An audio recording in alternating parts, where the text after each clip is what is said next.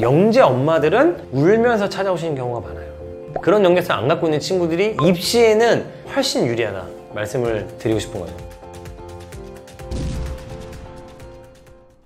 영재 아닌 아이들이 영재를 앞설 수 있나요? 저는 지금 한국에서 일어나고 있는 대부분의 케이스가 그거라고 생각하거든요. 저는 솔직히 부모님들한테 말씀드려요. 영재이면 좋을 것 같죠? 영재면 엄마들이 정말 저한테 울면서 찾아온다니까요. 제가 이 얘기 아마 여러 군데서 다 여기서도 여러 번 했는데, 제가 교육의 민족에서도 여러 번 얘기했지만 영재 엄마들은 울면서 찾아오시는 경우가 많아요.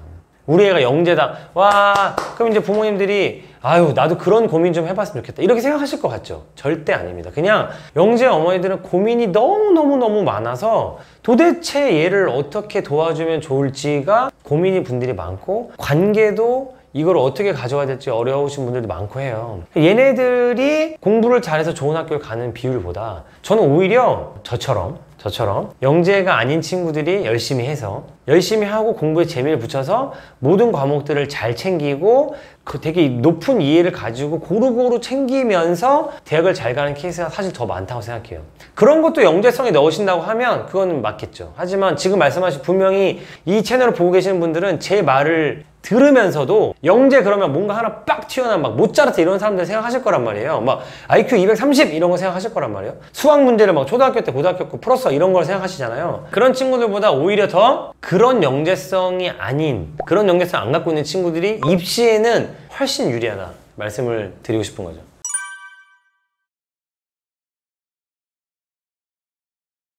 (100% 공감합니다). 근데 제가 최근에 이제 SNS에도 많이 올렸는데, 과제 집착력이 재능이라고 제가 저번에도 말씀을 드린 적이 있어요. 과제 집착력은 진짜 재능이거든요. 과제 집착력은 재능이기도 하고 역량이기도 해서 올라가기도 해요. 근데 이 타고난 과제 집착력을 가진 애들도 있어요. 그리고 이걸 길러줄 수도 있어요. 그런데 과제 집착력에 대한 재미있는 연구가 있어요.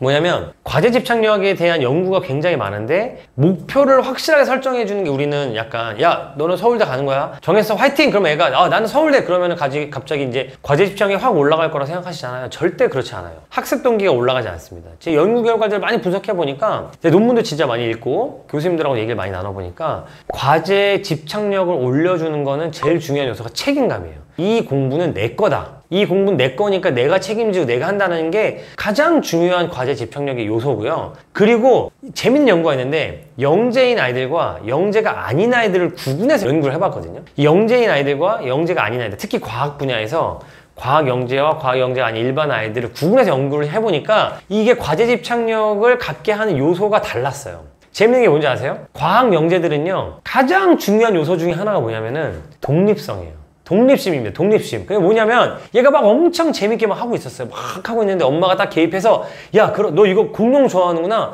우리 공룡 전시회 가보자 하고 막 개입을 딱 하는 순간 아이의 과제 집착력이 어떻게 되냐면 깨진다는 거예요. 너 공룡 좋아하잖아. 너 공룡 좋아하잖아. 공룡 더 열심히 해야지. 깨진다는 거죠. 근데 이 아이들이, 또 영재 아이들이 가장 이 아이들한테 의미가 없는 게 뭔지 아세요? 미래적 사고예요. 미래지향적 사고가 이 영재 아이들한테 아무 상관이 없어요. 뭐냐면, 야, 너 공부 못하면 나중에 어떻게 되고, 공부 잘하면 이렇게 되고 말이야. 공부 잘해가지고 나중에 이렇게 생활하면 될 수 있고, 공부 잘하면 좋은 데에 갈 수 있고, 이런 게 영재 아이들한테는 아무 소용이 없다는 거예요. 그래서 부모님들이 옆에서 보면 속이 터지죠. 이거를 도대체 어떻게 하면 좋을까? 그래서 이 적절한 선에서 영재 아이들과 영재 아닌 아이들한테 둘 다 중요한 건 책임감입니다. 책임감. 그러면 거꾸로 얘기할까요? 책임감이 굉장한 재능이라고 볼 수 있어요. 그리고 이걸 길러주는 게 우리한테는 어떻게 보면 가장 공부에 있어서의 핵심 역량을 길러주는 거죠. 요즘 교육에서 가장 놓치고 있는 것은 무엇인가요? 요즘 교육에서 가장 놓치고 있는 건 뭐라고 생각하냐면, 대부분의 아이들을 포기하고 있다고 생각해요. 뭐냐면, 이 영상을 보고 계신 분들이 저와 비슷한 또래 부모님이라고 제가 가정을 할게요. 우리가 어렸을 때 공부 못한다 라는 기준은, 여러분 생각해 보세요. 아, 공부 못하는 애 라는 기준이 옛날이었으면 어느 정도를 여러분이 공부 못하는 애라고 생각하셨을까요? 제 생각에는요, 우리 어렸을 때는 한 하위 30%? 한 하위 40%? 하위 한 20% 되는 애들은 선생님이 공부 못하는 애라고 불렀고, 그 다음에 그런 아이들은 뭔가 조금 더 얘는 이러면 안 되는데 이런 생각을 했었어요. 근데 여러분 생각해 보세요. 요즘 사회 분위기를 잘 생각해 보면, 요즘은 공부 잘하는 아이와 공부 못하는 아이를 나누는 기준이 몇 프로라고 생각하세요? 인구가 줄었는데 저는 그 중에서도 한 15%에서 자르고 있다고 생각해요. 15%에서 자르고 있고, 우리는 이 15%를 위한 교육을 하고 있다고 생각하고요. 그래서 혜택을 보는 아이들도 일부 있지만 저는 15%를 위한 교육을 하다 보니까 거기서도 2, 3%만 혜택을 받고 있고 나머지 아이들은 허덕이면서 끌려간다고 생각해요. 왜냐면 그 공부 잘하는 아이들 중에서 하위권이니까요. 그 나머지 아이들은 길이 없어요. 아예 이 치고 올라갈 길 자체가 저는 없다고 생각을 하고, 그리고 길이 없다는 게 이 아이들이 공부를 잘할 방법이 없다는 게 아니고 이 아이들이 나는 어디 가서 어떤 케어를 받아야 되지 라고 생각했을 때 이 아이들을 위한 시스템은 없다는 거예요. 근데 저는 이게 지금 우리나라 교육의 가장 큰 문제점이라고 생각을 합니다. 경쟁 중심 교육에서 수학은 어떤 의미를 가질까요? 경쟁 중심에서 이 경쟁을 하는 데 있어서 수학이 진짜 중요한 과목이라고 생각한 게 뭐냐면, 수학이라는 과목이 이 경쟁에서 이기는 법을 알려주는 과목이라고 생각해요. 왜냐면 수학을 잘한다는 아이는 어떤 아이일까요? 생각해보세요. 우리 수리, 논리, 지능 뛰어난 수학 영재들 빼고 제 주변에 있는 아이들 중에 수학을 잘하는 애는 어떤 아이일까요? 보통 생각해보잖아요.